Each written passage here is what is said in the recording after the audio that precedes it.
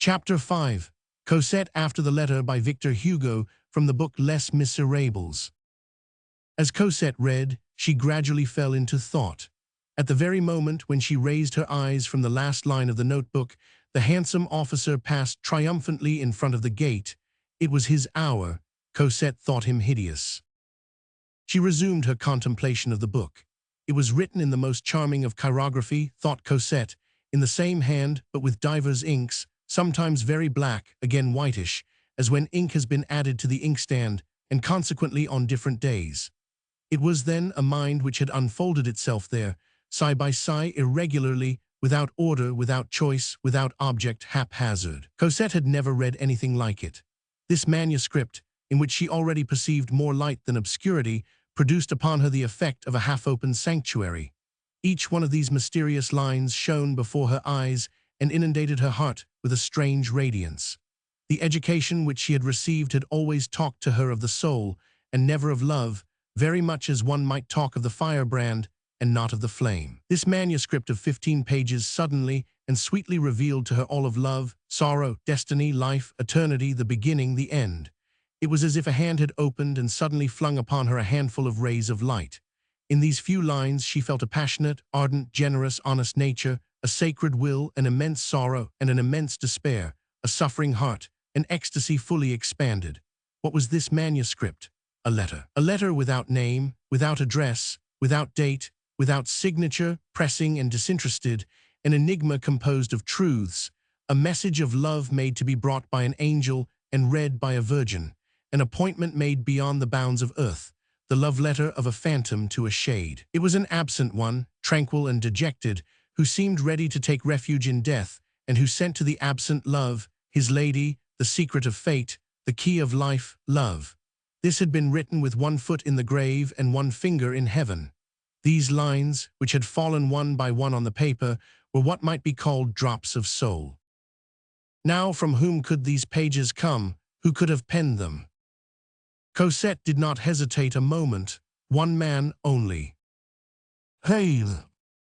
Day had dawned once more in her spirit. All had reappeared. She felt an unheard-of joy and a profound anguish. It was he who had written. He was there. It was he whose arm had been thrust through that railing. While she was forgetful of him, he had found her again. But had she forgotten him? No, never. She was foolish to have thought so for a single moment. She had always loved him, always adored him. The fire had been smothered and had smoldered for a time, but she saw all plainly now. It had but made headway, and now it had burst forth afresh and had inflamed her whole being. This notebook was like a spark which had fallen from that other soul into hers. She felt the conflagration starting up once more. She imbued herself thoroughly with every word of the manuscript. "Oh yes," said she, "how perfectly I recognize all that. That is what I had already read in his eyes." As she was finishing it for the third time, Lieutenant Thénardier passed the gate once more and rattled his spurs upon the pavement. Cosette was forced to raise her eyes. She thought him insipid, silly, stupid, useless, foppish, displeasing, impertinent, and extremely ugly. The officer thought it his duty to smile at her. She turned away, as in shame and indignation. She would gladly have thrown something at his head. She fled, re-entered the house, and shut herself up in her chamber to peruse the manuscript once more, to learn it by heart, and to dream. When she had thoroughly mastered it, she kissed it and put it in her bosom. All was over. Cosette had fallen back into deep, seraphic love. The abyss of Eden had yawned once more. All day long, Cosette remained in a sort of bewilderment.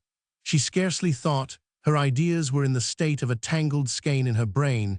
She could not manage to conjecture anything. She hoped through a tremor. What?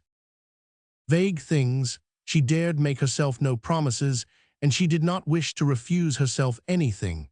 Flashes of pallor passed over her countenance, and shivers ran through her frame. It seemed to her at intervals that she was entering the land of chimeras. She said to herself, "Is this reality?" Then she felt of the dear paper within her bosom under her gown. She pressed it to her heart. She felt its angles against her flesh. And if Jean Valjean had seen her at the moment, he would have shuddered in the presence of that luminous and unknown joy which overflowed from beneath her eyelids. "Oh yes," she thought, "it is certainly he. This comes from him and is for me." And she told herself that an intervention of the angels, a celestial chance, had given him back to her. O transfiguration of love, O dreams, that celestial chance, that intervention of the angels, was a pellet of bread tossed by one thief to another thief, from the Charlemagne courtyard to the Lion's Ditch, over the roofs of La Force.